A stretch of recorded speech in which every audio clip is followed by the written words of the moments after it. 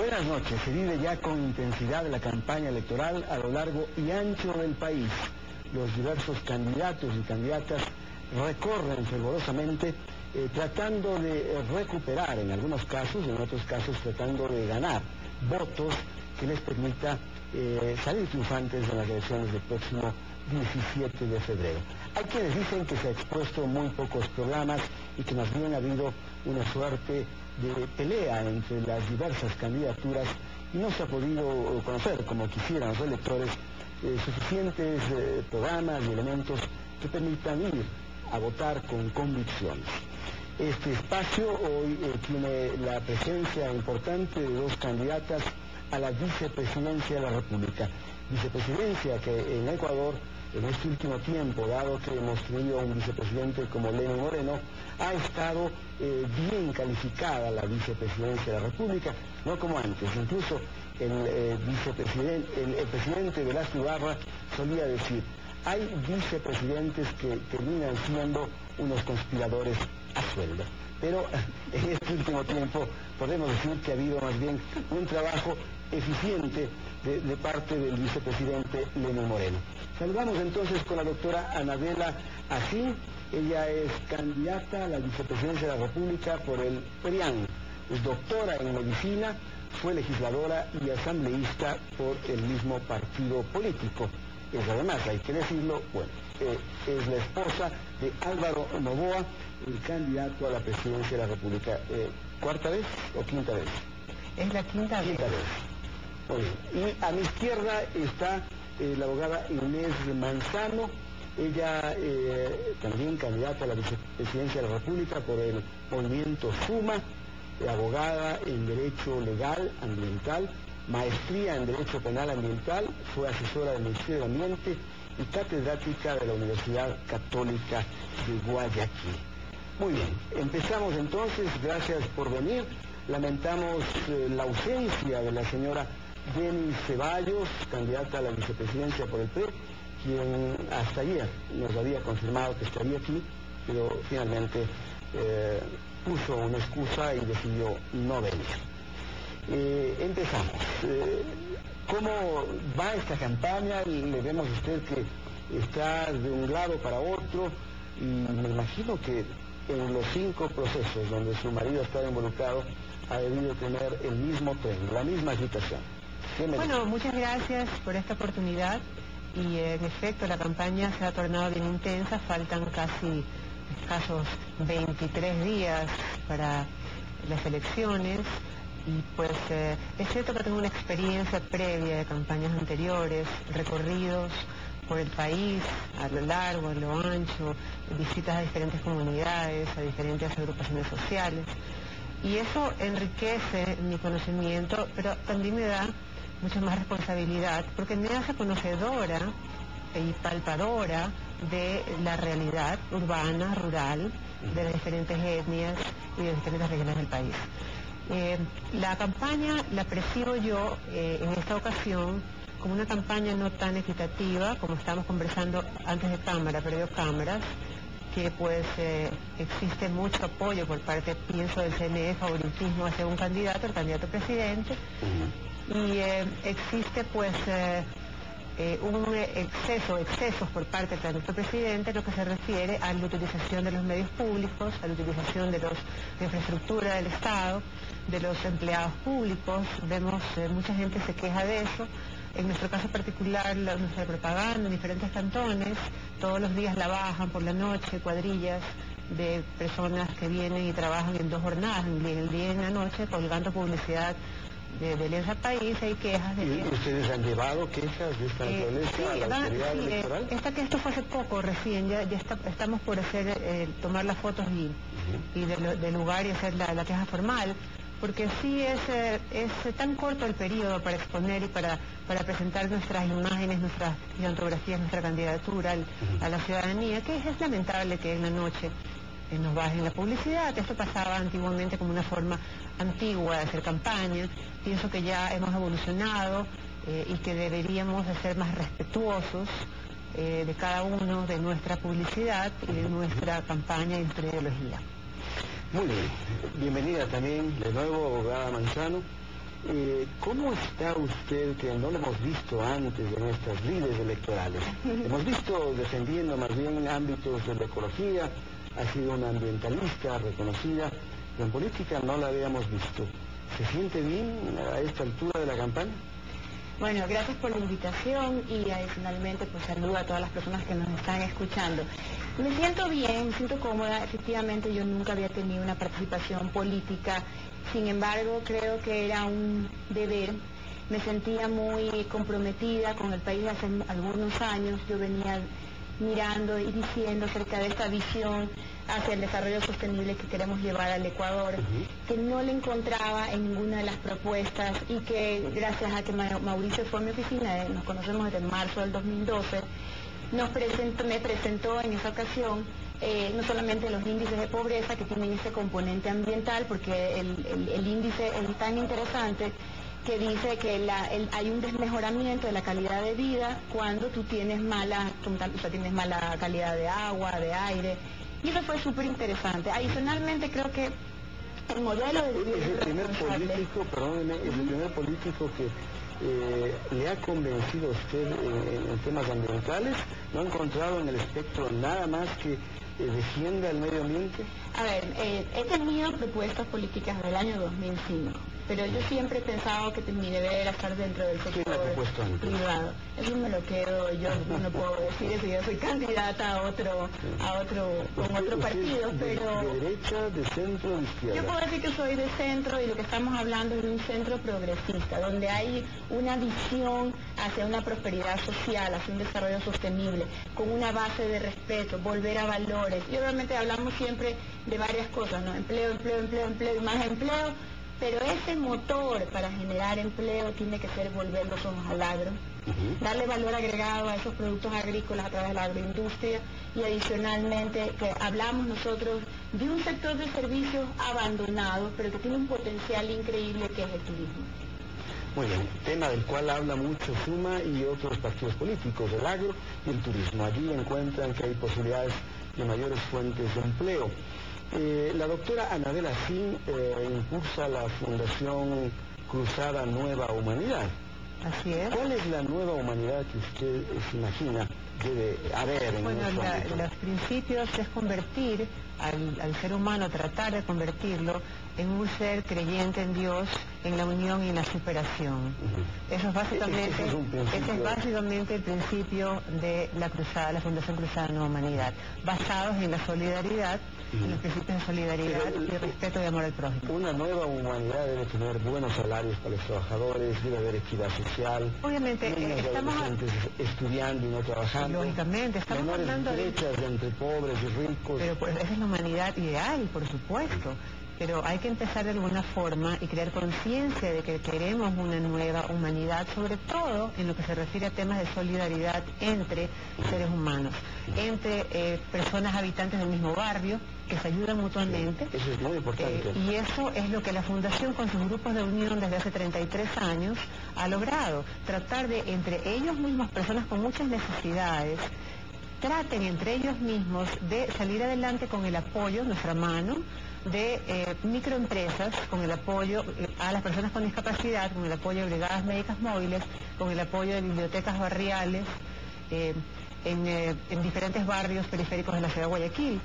Entonces, eso es lo que nosotros, la filosofía de la Fundación Cruzada Nueva Humanidad. Y en lo que hemos trabajado yo tengo 25 años de casada con Álvaro Novoa, 4 hijos. 4 hijos y vengo trabajando desde ese tiempo, más o menos activamente en la Fundación, en el Plan Salud desde hace 15 años.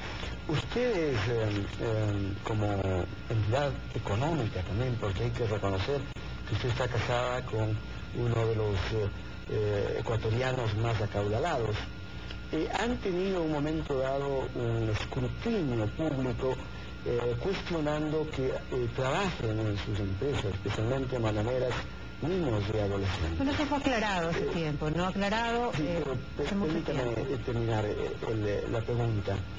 ¿Cómo pensar en el país de mañana en el tema de educación?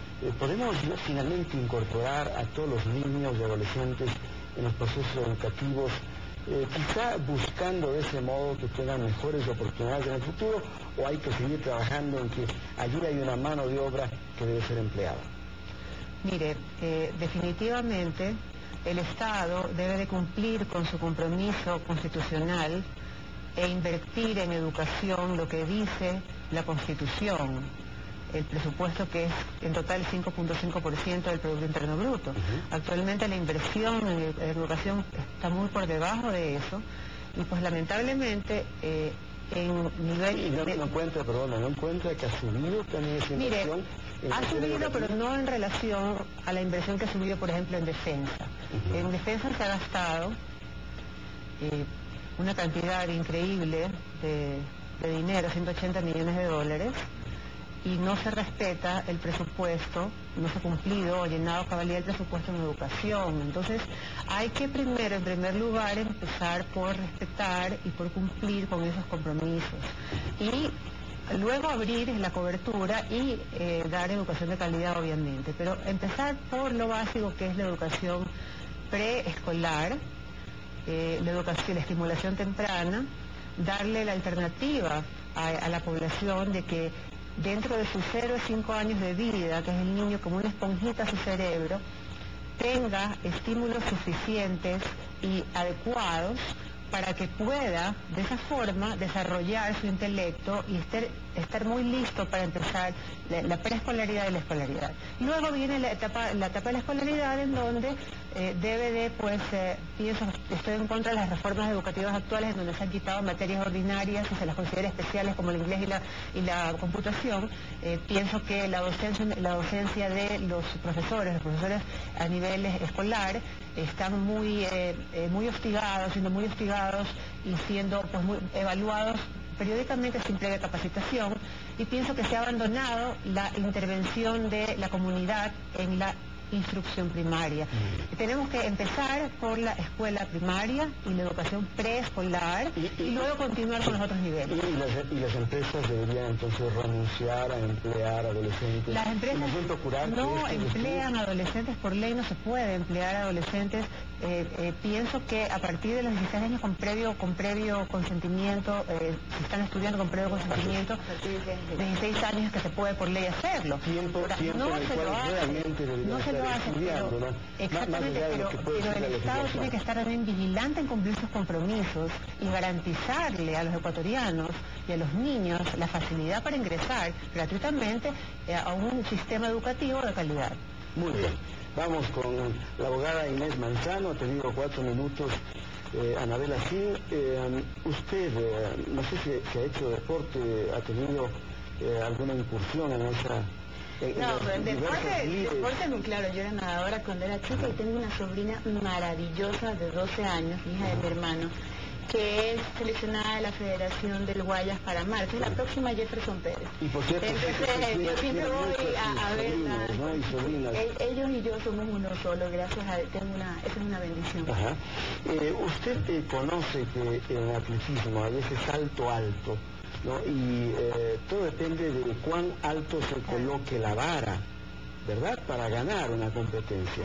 El vicepresidente Moreno ha colocado la vara muy alto, ¿no? Ha hecho un trabajo que reconocen los propios y los extraños, ¿no?, dentro y fuera del país. ¿Cómo evaluar, cómo recoger lo más importante que él ha hecho, como para darle continuidad o quizá incluso para cuestionar aquello que no hubiera estado bien? A ver, en efecto creo que Lenín Moreno es el único funcionario público que va a salir por la puerta grande cuando termine sus funciones. Ha sido un excelente vicepresidente y cabe recalcar que es un excelente vicepresidente porque él, a través de su vivencia personal, logró concretar una propuesta para los discapacitados y hoy en día hay 2 proyectos al respecto. Entonces, la idea de la vicepresidencia con Suma, lo que hemos hablado con Mauricio, es mantener este programa y sobre todo mantenerlo en la vicepresidencia, porque no creemos en esto que se está hablando ahora de crear un ministerio especial, porque hay que darle, exactamente, porque hay que darle esa importancia que le da el ser el funcionario más alto o estar obviamente en la vicepresidencia. Pero adicionalmente nosotros hemos visto que hay dos causas de las discapacidades a las cuales tenemos que atacar, porque no se puede seguir aumentando en discapacidades cuando ya las causas ya están determinadas. ¿Coinciden en eso con la doctora? Sí, es que lo estábamos hablando antes, para los que nos están viendo. Con Anabela venimos haciendo programas juntos hace un par de días. Y coincidimos específicamente en eso. Ella tiene una manera desde su perspectiva de doctora, y lo que yo tengo es la perspectiva de una especialista en Derecho Ambiental que habla sobre desarrollo sostenible. Una de las causas es acerca de la falta de control de las normas de seguridad industrial y salud ocupacional. No es posible que sigamos viendo trabajadores en discapacidad por ejemplo, en temas de audición por falta de protección, o los temas artesanales también. Y la otra causa de la discapacidad, que es muy importante, es el abuso en el uso de agroquímicos, pero por falta de capacitación. El agricultor pequeño no lo sabe. En las plantaciones grandes, bananeras... No, mire, de hecho le iba a contar el caso. En el cantón San Borondón, de la provincia del Guayas, es un cantón por excelencia arrocero. Y nosotros tenemos unos estudios de doctores que acaban de hacer una relación entre el uso de agroquímicos, porque no tienen la capacitación. Ellos creen, ¿qué es lo que pasa con el agricultor? Le dicen, pongo una tapita, y ellos dicen, bueno, si con una tapita me sale tanto de productividad, yo pongo 2. Y eso ha hecho que ese exceso en el uso, en este caso del cantón San Borondón, hay un alto índice de retardo mental. Hay labio leporino y paladar hendido también, y en muchos casos en Manabí. Y esto de aquí significa que hay que ser responsables, porque no le podemos quitar la sonrisa a los niños sin haber ido a estas causas sin mejorar. ¿Cómo lo resolvería usted siendo vicepresidente? Bueno, las condiciones para ir a hacer, como yo digo, las causas, hay que hacer capacitación, y sobre todo hay un tema muy interesante. Nosotros estamos hablando de ir hacia un cero arancel en todo lo que son agroquímicos o insumos agrícolas, pero insumos agrícolas que beneficien, digamos, la sostenibilidad, ¿no? Que vayan hacia, digamos, lo que no vamos a decir cultivos orgánicos, que están bien que existan, pero resultan muy caros y onerosos hacerlo, pero está bien que haya un nicho de mercado para eso, sino aquellos insumos agrícolas que están mejorando con su eficiencia al aplicarlos. Y obviamente lograr la productividad y lograr la competitividad, que es una de las cosas en las cuales tenemos tarea pendiente. Muy bien, abogada Manzano. Tiene también el mismo tiempo que la doctora sí, y ahora damos paso a las preguntas que el público tiene. Este es un programa en directo. Está la señora o señorita Joana Álvarez, desde la provincia de Los Ríos. La escuchamos. Buenas noches. Yo quería hacerle una pregunta a la abogada Manzano. ¿Por qué ahora buscar la vicepresidencia y no en el tiempo estuvo en el Ministerio del Ambiente? O sea, ¿por qué defender ahora estas cosas y no estuvo desde antes? ¿Por qué no estuvo con el presidente Correa? ¿Por qué tal vez no valora un poquito de lo que hoy en día está dando nuestro presidente? Bien, muchas gracias. Sí, siga, por favor. A ver, Johanna, gracias por la pregunta. Le voy a contar. Cuando yo regresé a hacer mi especialización, yo comencé a trabajar en los temas ambientales en el año 99 haciendo ordenanzas ambientales con el ingeniero Febres Cordero. Regreso al país después de una especialización a trabajar con ese entonces la ministra de Ambiente del gobierno de Gustavo Noboa. El compromiso que yo tenía, obviamente llegaba de estudiar, era traspasar todos estos conocimientos que yo creía que eran vitales para el Ecuador, porque no existía, y eso quería explicarle, no existía el mecanismo para sacar licencias ambientales. Estaban en la ley desde el año 99, pero no existía. Lo que yo hice como subsecretaria y como asesora fue exactamente hacer la única legislación que hasta el día de hoy, después de 10 años, sigue vigente, que se llaman los límites permisibles de contaminación en aire, en agua, en suelo y en ruido. Y créame que honestamente pensé que con ese empuje de esa legislación que hacía falta, ya iba a haber mejores controles, iba a haber un progreso acerca de la concepción de los temas de sostenibilidad en la producción y obviamente también en el consumidor. Yo le doy crédito a las personas y a los gobiernos cuando yo veo que han hecho cosas de manera responsable. Por ejemplo, le voy a dar crédito, que usted quiere que le dé crédito en temas ambientales, al proyecto Sociobosque, porque mantiene conservación de bosque de pequeños agricultores para que no los talen. Sin embargo, este proyecto es inconstitucional porque el artículo 74 de nuestra Constitución los prohíbe, a través de prohibir la apropiación de los servicios ambientales. Entonces, lo que yo digo es, buenas ideas hay que armarlas también desde su estructura, desde su marco lógico, su marco legal. Y eso es lo que ha faltado un poco el empuje. Cuando tienes mayoría, sobre todo en asamblea, cuando tienes todo a tu favor, nosotros, y realmente yo a nivel personal, esperaba un poco más. Y por eso estoy ahora tratando de llevar esa visión que yo tengo y tratar de llevar esta prosperidad social sobre los temas de desarrollo sostenible. Muy bien, vamos ahora, ya que habla de buenas ideas, la abogada Manzano, vamos a Buena Fe, en la provincia de Los Ríos. Allí está Stalin Bono. Tiene una pregunta para nuestras invitadas. Adelante. Aló, buenas noches. Buenas noches. Lo que pasa es que quería preguntarle a la candidata vicepresidenta, a la señora Inés Manzano. Hay publicidades del candidato presidencial Mauricio Rodas que dice que van a haber 500.000 nuevos empleos de menores de 16 años en adelante. ¿Cómo harían facilitar esos nuevos empleos si van a reducir ministerios? ¿Puedo contestar? Sí, por favor. Ah, ya, perfecto. Si entendí bien, usted tiene un programa que se llama Empleo Joven. A eso se refiere el señor Bono. Así es. Así es. ¿Cómo lo van a hacer? A ver, este programa de empleo joven son provocar 125.000 nuevos empleos cada año en nuestro gobierno. Es decir, que al final son 500.000 nuevos empleos. ¿En qué ámbito? Con el sector productivo, no con el sector público, porque creo que esa era la preocupación de...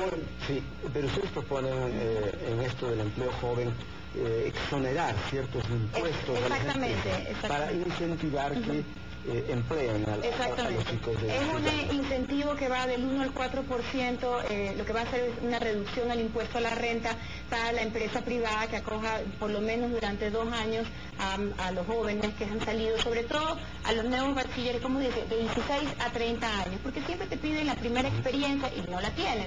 Entonces, esto de aquí lo que está haciendo es abonando a que el chico no vaya al sector público. No es que sea malo, sino que lo que nosotros necesitamos en el Ecuador es gente que vea al sector privado como una fuente de ingreso, como también inclusive como una fuente de emprendimiento. ¿Y por qué descartar que el sector público debe ser también un buen ámbito para el empleo de miles de trabajadores? No lo estamos descartando, lo único que estamos diciendo es el énfasis que lo vamos a hacer en el sector productivo porque queremos promover el sector productivo. Y este cambio de reducir impuestos como incentivo, ¿qué cantidad de impuestos se reducirían? Bueno, eso lo que estamos hablando es del 1 al 4% en el impuesto a la renta y el aporte patronal de cada joven lo asume el gobierno. ¿Y eso qué significaría? 111 millones es el costo del proyecto. ¿Y de dónde lo vamos a sacar? Porque nosotros decimos cómo, dónde y describimos absolutamente el proyecto per se que se llama Empleo Joven. Va a salir de este presupuesto que se llama presupuesto para la publicidad de 130 millones que tiene el Estado actualmente. Lo que hacemos es vamos a reducir obviamente la publicidad del Estado y vamos a aprovechar y ponerla realmente donde es importante, en el emprendimiento del joven, y que el joven pueda tener su primera experiencia. Nosotros en los recorridos que hemos tenido tenemos personas, señoras, que salen con la carpeta debajo del brazo a decir mi hijo busca todavía durante 2 años empleo. Esas son las cosas que queremos evitar, porque acuérdense que la persona que no tiene empleo es como un caldo de cultivo para obviamente hacer actos no idóneos, ilícitos y que atenten contra una comunidad. Muchas gracias. Otra persona está en la línea telefónica. Ya ha hablado la abogada Manzano, ahora vamos a dar la oportunidad a la lectora Chin. Está aquí Carmen Lema, desde la ciudad de Quito. Adelante, Carmen, la escuchamos. Buenas noches. Buenas noches. Buenas noches. Mi pregunta, es para la doctora Anabela. Ahora que dicen que piensan en cualquiera de los 2 gobiernos que ganara la candidatura, reducir los impuestos. Entonces yo le preguntaría a la doctora Anabela si el momento en que se reducen los impuestos que pagamos los ecuatorianos, ¿cómo ellos orientarían los gastos para hacer escuelas del milenio como las que ha hecho el nuevo gobierno, hospitales de primera calidad y más beneficios para el Ecuador sin pagar nuestros impuestos? Doctora, Muchas gracias por la pregunta. Mire, en efecto, nosotros también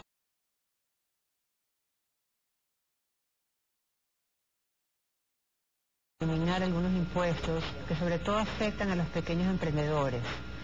Si se crean nuevas empresas y nuevos microempresarios que tributen al fisco, aumentará también la recaudación fiscal.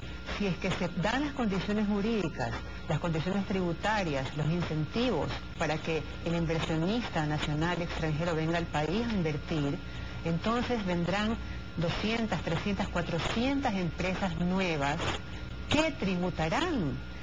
Sumando estas nuevas empresas generadoras de impuestos más los emprendedores, tendremos una muy buena recaudación fiscal para generar o para distribuirla equitativamente la riqueza en el sector social, que es lo que tanto queremos, en educación, en salud, no solamente en obra de infraestructura. ¿Cuántas empresas dice que podrían venir? Mire, Álvaro dice que él apuesta a traer a 1000 empresarios, a 1000 empresas de mediano o gran tamaño. Impuestos. Obviamente, pero que se le reduzca la cantidad de impuestos innecesarios, pero que tributen, pero reduciendo los impuestos innecesarios. Y aquí habla de impuestos, doctora Sin, el doctor Carlos Marx Carrasco dice, nos deben 99 millones de dólares el grupo Novoa. Y usted siempre responde, eso está en discusión, es una deuda ilegítima, no tenemos nada que pagar.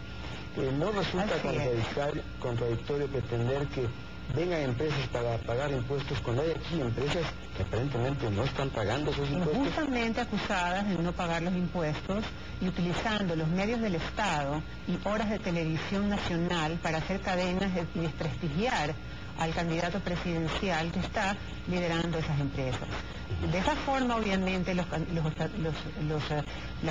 empresarios internacionales, cuando ven que la seguridad jurídica, que el control de la prensa, que las diferentes instituciones del Estado son subordinadas al Poder Ejecutivo, no van a venir, obviamente no van a venir a invertir en el país. Cuando ven que el que genera trabajo se lo persigue injustamente y se lo quiere glosar por más de 5 veces, o 10 veces, o 150 veces, creo que es algo tan extraordinario la cifra, que es como para morirse de la risa. Entonces ahí es cuando se preguntan, ¿y yo voy a ir al Ecuador bajo esas condiciones a invertir? Pero todos los ecuatorianos estamos obligados a cumplir y a respetar la ley. Obviamente, uno tiene que cumplir la ley dentro de lo legal, no dentro de lo fuera de contexto e ilegal, dentro de del país imaginario. Yo no estoy discutiendo eso, pero ya que todos estamos obligados. Recuerdo que cuando su esposo y usted acudieron a la Asamblea de Montecristi, Asamblea Constituyente, no pudo ejercer el trabajo para el cual había sido electo, puesto que no quiso hacer declaración de bienes. Esa no era una responsabilidad de todos. ¿No cree que estamos absolutamente todos a cumplir las leyes? Mire, él estaba en su derecho al sentirse perseguido y sentirse muy presionado, inclusive por el gobierno en que fue el candidato finalista, y que se vislumbraba de que venían, después de esa declaración, una serie de medidas y leyes en contra de sus intereses económicos y de su persona. Entonces él tomó esa decisión muy personal de hacerlo. Ahora, quiero decirle de que la persecución no ha terminado, o sea, ha continuado durante todo el tiempo. Y tal es así de que hace un par de meses se creó la ley que todos conocen con el nombre de Álvaro Novoa, en donde a la empresa privada, en donde la sociedad anónima, casi la figura desaparece, porque finalmente la persona que se presume por presunción de que es dueña de una empresa, por presunción, tiene que asumir la responsabilidad laboral, la responsabilidad en caso de quiebra, hasta de su patrimonio. Se irrespeta de esa forma la figura de la sociedad anónima. Vuelvo a decir, ¿quién va a venir a invertir al Ecuador cuando existen leyes creadas para Álvaro Novoa, pero que van a repercutir en toda la ciudadanía? Muy bien. Y en la inversión del Ecuador. Vamos de nuevo a escuchar a la ciudadanía. Tenemos a Diana Pinargote desde Quevedo, provincia de Los Ríos, quien quiere también formular una pregunta. Adelante, le escuchamos. Buenas noches, licenciada doctora Anabela. una pregunta sobre las casas del doctor Álvaro. ¿Serán rifadas o no sé? ¿Podría precisar? De la casa de donde él está. ¿Podría precisar la pregunta, por favor? O sea, la casa de que se rifaban. ¿Qué? No la alcanzamos a escuchar. Perdone, no le estamos escuchando. De Álvaro Novoa. Las casas de Álvaro Novoa, dice. ¿Cuál es la pregunta? Sí. Que se rifaban. Ah, ya. Bueno, no, en esta campaña no se rifaba ninguna casa que yo sepa. Antes de que empiece la campaña, hace algunos meses, hubo un acto simbólico en donde Álvaro Novoa, entre los asistentes a ese acto, hizo un acto simbólico, vuelvo y lo repito, no es una donación ni una dádiva, hizo un acto simbólico a cómo iba en su gobierno a facilitar que los ecuatorianos, con su trabajo, porque iba a crear condiciones para que venga la inversión y se reactive la economía y haya empleo, iban a tener posibilidad para poder pagar las cuotas y tener su casa. Lo que fue un acto simbólico y fue mucho antes. No se regaló nada, entonces. Mire, no, fue un acto simbólico en que se rifó la casa en efecto. Se rifó una casa entre los asistentes, pero fue un asunto simbólico en el sentido que no significa que en el gobierno de Álvaro Novoa se van a rifar casas y se van a regalar casas, sino que obviamente las posibilidades de crédito de los ecuatorianos y el salario de los ecuatorianos va a ser posible de que gracias a su trabajo los ecuatorianos puedan tener su vivienda con toda la infraestructura que la sociedad actual moderna lo requiere. Y a propósito de rifas o de regalos, el Consejo Nacional Electoral ha cuestionado al PRIAN por ofrecer dádivas dentro de la campaña. Tampoco fueron dádivas, es la Fundación Cruzada Nueva Humanidad. Pero estamos en medio de una campaña. Bueno, le voy a contar cómo es el asunto, ¿ya? Cuando usted camina y recorre el sector rural, recorre los barrios, recorre los cantones, hay muchísimas personas que no tienen empleo, que son muchas de ellas mujeres, madres cabezas de familia, madres solteras, personas que tienen hijos con discapacidad y que tienen que comprar medicamentos diariamente y cuidarlos en su casa y no pueden salir a trabajar. Muchas de ellas... ¿El Estado nos llega a proteger? El Estado llega hasta un límite porque con $50 no puede una mujer valérselas. Pero hay una atención especial a discapacitados. Pero igual, los medicamentos... ¿Usted recuerde, doctora? Los medicamentos, la señora en cuestión, por ejemplo, que hemos visto, hay lamentablemente que tener un carnet que participar en un sistema de incorporarse al universo de personas con discapacidad, pero eso es otro tema. Lo que le digo es que hay mucha necesidad en el Ecuador. Hay muchas personas que quieren trabajar y que no pueden dejar sus hogares, porque tienen que hacerse cargo de sus hijos o de personas enfermas, etcétera. Entonces, ¿qué pasó?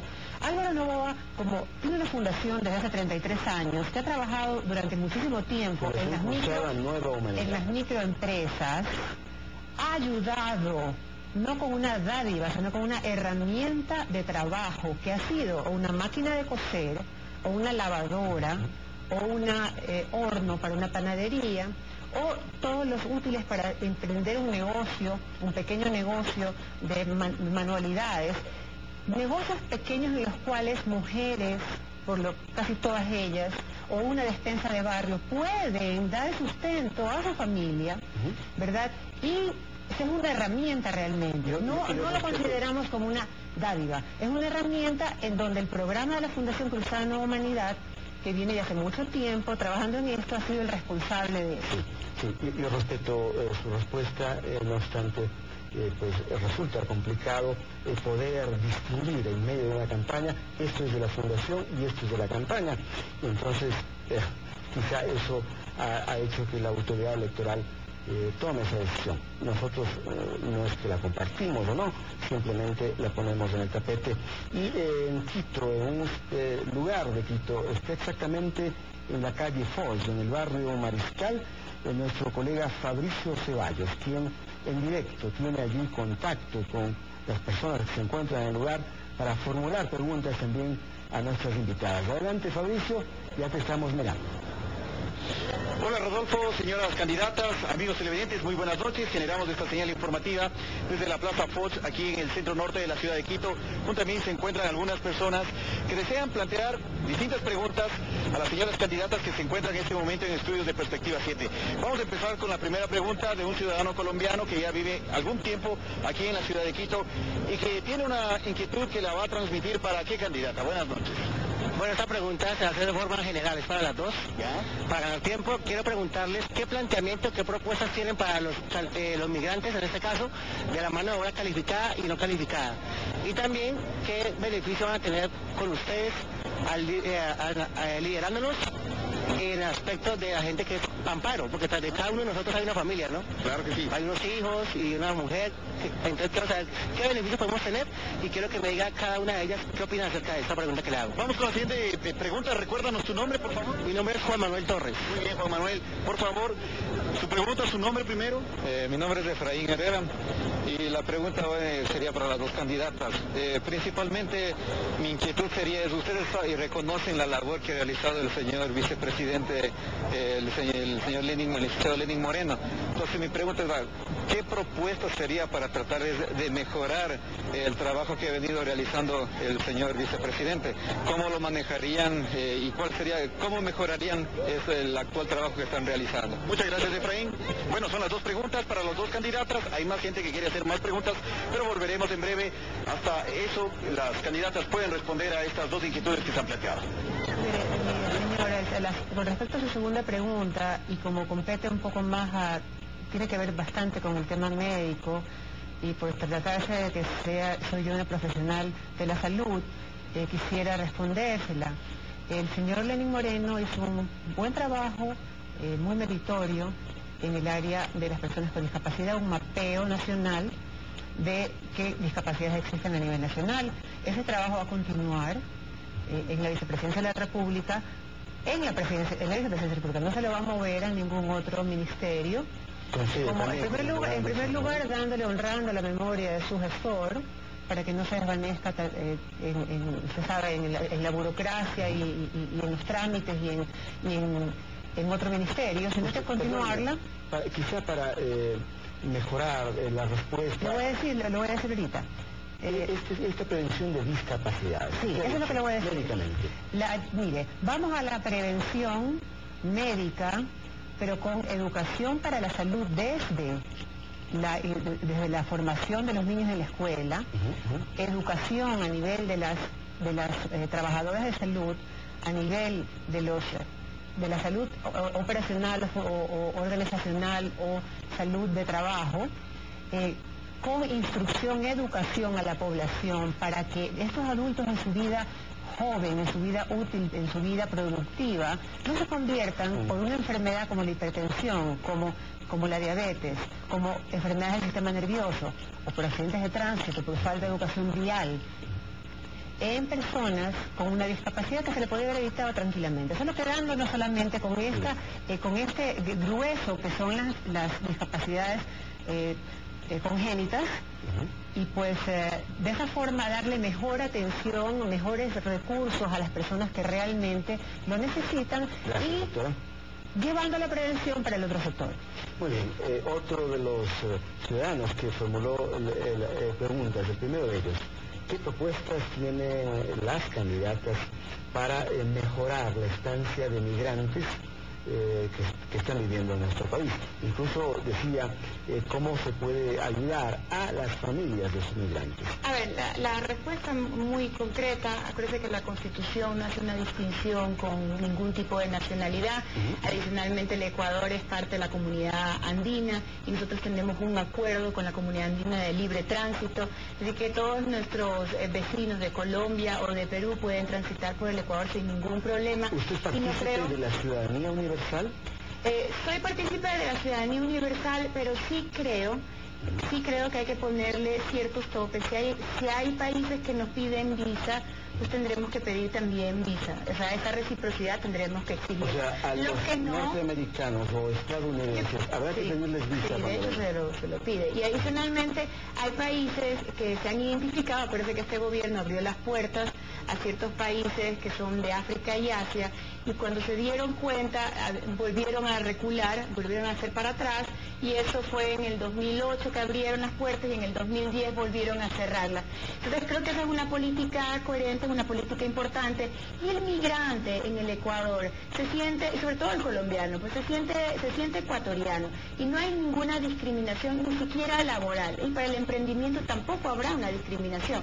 Realmente lo que nosotros necesitamos es gente que quiera venir y trabajar. Esa clase de migración es la que queremos. Pero por desgracia el colombiano no es absolutamente muy bienvenido en nuestro país. Hay prejuicios, hay políticos, pero y hay voceros distintos que suelen decir que parte de la culpa de la inseguridad se la debe a quienes ingresan, especialmente desde la frontera. Yo ahí sí le voy a decir que no es parte, la culpa de la inseguridad no es parte de las personas que vienen, es parte de la falta de control o de falta de policía. Desde la función pública, ¿qué podría hacer para que en general el ecuatoriano tenga un espíritu más receptivo, dado que incluso nosotros somos unos migrantes empedernidos, los ecuatorianos?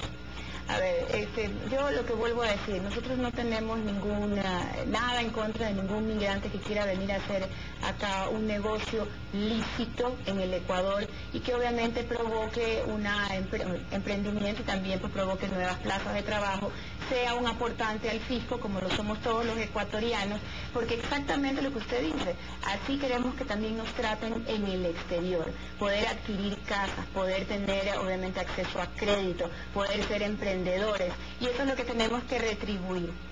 Muy bien, tenemos una llamada, luego presentaremos también puntos de vista de algunos voceros institucionales que hemos consultado para que respondan nuestras dos invitadas. Primero tenemos a Janet Santa María, que está en la línea telefónica en Quito y tiene también una pregunta más. Adelante. Buenas noches. La pregunta es primero para la doctora Sim. Usted no va a regresar a las terciarizaciones porque sus empresas tenían muchas terciarizadoras y no pagaban sueldos y no les quitaba. ¿Cómo se siente usted ahora que dice que va a fomentar el trabajo, el empleo, y pasó más de 20 años explotando a niños y adolescentes en las bananeras? Y la otra pregunta, ¿quién va a gobernar?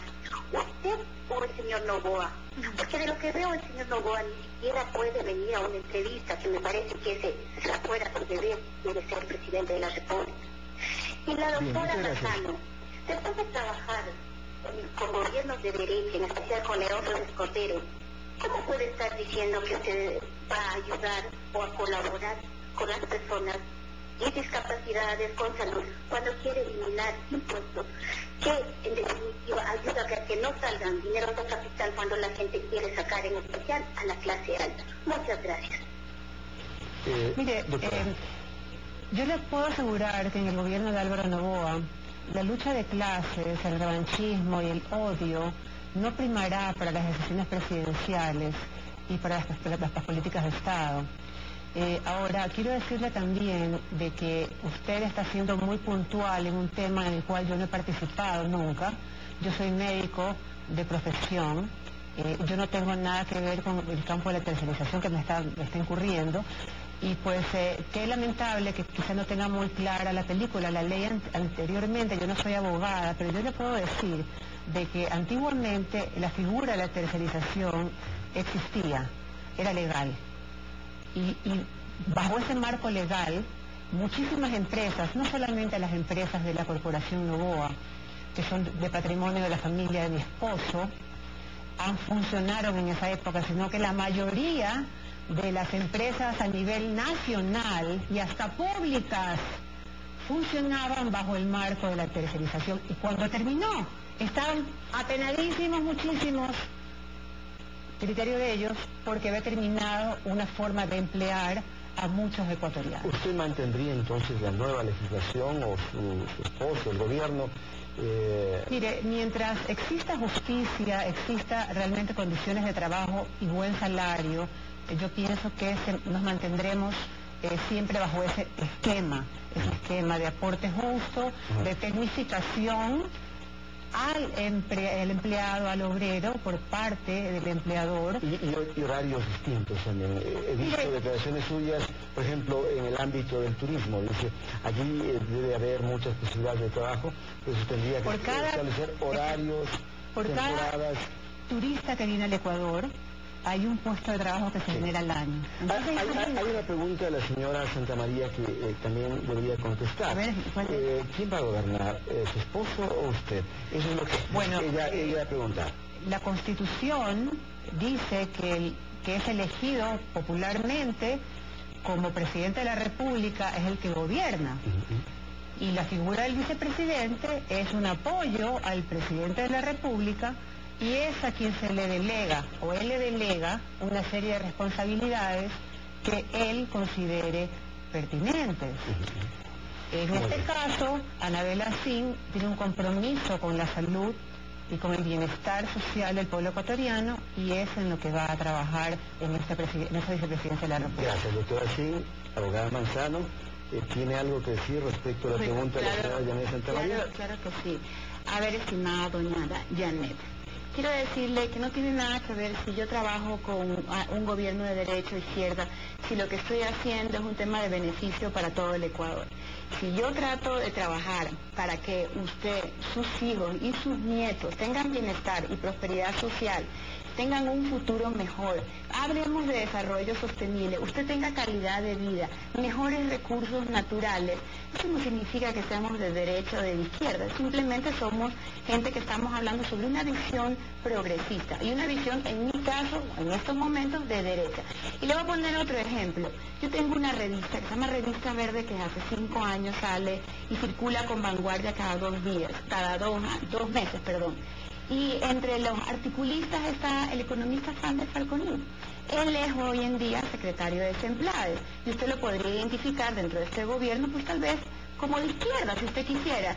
Y él, por apoyar mi revista, ¿usted qué diría? ¿Que él es de derecha? No, señora. Él lo que quiere es hablar de cosas que nos interesa a todos. Y ese es el tema de desarrollo sostenible. Mi tema no es un tema exclusivo para derechas, izquierdas, centros, ultraizquierdas o ultraderechas. Esto es un tema que nos interesa a todos los ecuatorianos. Más ciudadanos tienen también opiniones y quieren preguntar a nuestras invitadas. De nuevo está Fabricio Ceballos, allá mismo, en la Plaza Foch. Adelante, Fabricio. Gracias, Rodolfo. Bueno, junto a mí se encuentran 2 chicos, personas jóvenes que principalmente están en este sector a esta hora de la noche aquí en la ciudad de Quito. Estoy en este momento, ¿cuál es su nombre, por favor? Juan García. Juan García tiene una pregunta para la candidata Anabel Asín del PREAN. ¿Cuál es tu pregunta, por favor? Bueno, yo soy estudiante de la ESPE, que ahora es una universidad pública. Si ustedes llegaran al poder, ¿cuál sería su manejo con las universidades públicas, la gratuidad y todos los temas que se han dado en este gobierno? ¿Y qué pasaría con las privadas? Porque no sé si seguirían apoyando a la universidad pública o darían un realce a la universidad privada. Bueno, es la primera pregunta. Muchas gracias, Juan. Estamos también con Elizabeth Pérez, que tiene una pregunta para la candidata también que asiste, Inés Manzano. Buenas noches, Inés Manzano. Bueno, conozco que usted se dedica a la parte de legislación ambiental. Sé que en el gobierno actual existen varios proyectos de minería y petróleo, y yo desearía saber si usted va a continuar con esos proyectos, ¿los va a manejar o simplemente dejaría a un lado y empezaría unas nuevas leyes? Muchas gracias, chicos. Bueno, ahí están los 2 planteamientos para las 2 señoras candidatas. 2 preguntas muy específicas. Empecemos con la de las universidades públicas. ¿Seguiría apoyando la gratuidad? Yo definitivamente, además está en la Constitución, pero está supeditada lógicamente a una responsabilidad por parte del estudiante. Y pienso que eso sí es importante recalcarlo, de que no solamente hay que pedir derechos o hay que ser beneficiario de derechos como ciudadanos, sino también hay que tener responsabilidades por esos derechos que adquirimos, como la gratuidad de la universidad. Pero la propia legislación actual ya contempla ese mismo aspecto. No puede ser ad infinitum estudiantes. Yo estoy de acuerdo con el libre acceso, estoy de acuerdo con la gratuidad de la educación, pero eso sí, la repetición del año, pienso que solamente una vez se le puede dar oportunidad a la persona, porque está bien, uno tiene que tener una segunda oportunidad en la vida, pero de ahí no tiene que ser el Estado pues estar pagando una serie de faltas de responsabilidad en el sentido educativo por parte de los ciudadanos.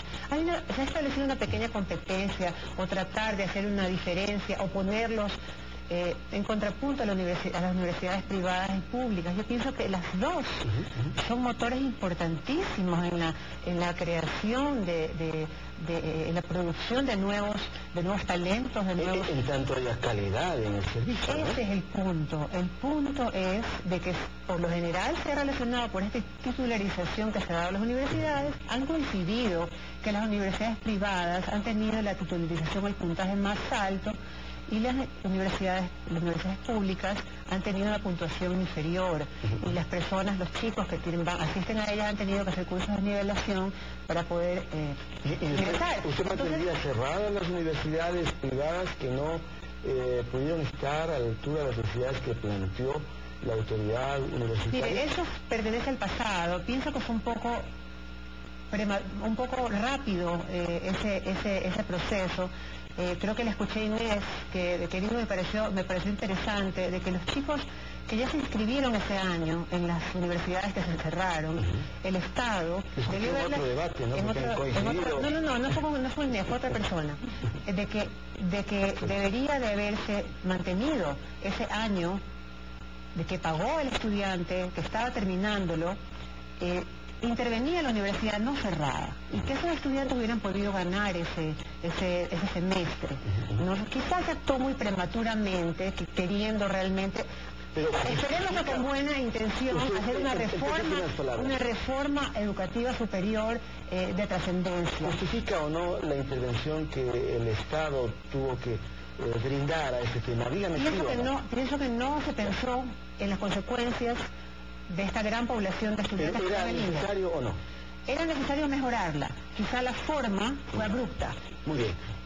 Vamos con el tema de minería, ya que le han planteado usted que es experta en los temas ambientales. Daría paso a este conjunto de proyectos del Estado ecuatoriano que están ya en marcha y que buscan, entre otras cosas, generar más recursos para el país y obviamente resolver necesidades que tienen grandes mayorías. A ver, voy a responder porque ya adicionalmente preguntaba acerca de la legislación. Sí. Creo que no hay una necesidad de mayor legislación, tenemos una legislación ambiental suficiente. Tal vez hay un cambio específico que ya lo voy a explicar en los temas de participación ciudadana. ¿Qué es lo que creemos acerca de la minería? La minería debe ser responsable, y la responsabilidad está basada en que no la puedes hacer en fuentes de agua, no la puedes hacer en áreas naturales y no la puedes hacer en páramos. Eso no se podría hacer dentro de un gobierno responsable como el que proponemos. No en cielo abierto. No, cielo abierto es diferente. Cielo abierto es una práctica porque es una manera de hacerlo para ciertos minerales. La minería es la actividad productiva con mayor impacto ambiental. Y obviamente tampoco queremos que haya una minería sin participación ciudadana. Y ahí sí hay un cambio, más que legislativo, porque eso es un cambio que está dentro de la función ejecutiva a través de un decreto ejecutivo, es acerca de mejorar la participación ciudadana, ese componente, para cuando hay estos proyectos mineros. ¿Por qué? Porque la participación como está concebida hoy en día es igual para una granja avícola, para alguien que quiere hacer una fábrica de chocolates o chupetes, como para minería. Y obviamente el impacto en cada uno de ellos es totalmente diferente. Adicionalmente nos preguntaba qué vamos a hacer con estos proyectos que se está hablando. A ver, la Ronda Sur Petrolera es un no rotundo. La explotación del Yasuní, de los dos pozos, porque hay tres, de los dos dentro del Parque Nacional, es un no rotundo, porque va de la mano con lo que acabo de decir. Y de que lo que nosotros estamos hablando es ir hacia un modelo no extractivista, con el tiempo, porque no se puede hacer de inmediato. Y adicionalmente estamos hablando de ir hacia otra matriz productiva, basada en el agro, y hacia otra matriz energética basada en energías limpias. Acuérdense y recuérdense que tenemos, de acuerdo a la Secretaría de Hidrocarburos, 10 años de reservas petroleras. De esos 10 años, con el compromiso que tenemos, digamos, crediticio con China, estamos calculando que son 5.5 años que estamos comprometiendo ese petróleo. Es decir, hemos comprometido demasiado, pero aún así nos queda un componente importante para ir a ese cambio de matriz energética diferente. Nosotros creemos que la biomasa, que la hidroeléctrica, la fotovoltaica y la eólica son puntales muy importantes para la generación de una nueva generación de energía. Muy bien, abogada Manzano, vamos teniendo una participación importante de ambas candidatas. El propósito que tiene la televisión pública es de que puedan conocer in extenso los ciudadanos y las ciudadanas el pensamiento de estas políticas que están terciando para, bueno, definir finalmente entre 8 binomios. Por cierto, lamentamos no poder transmitir también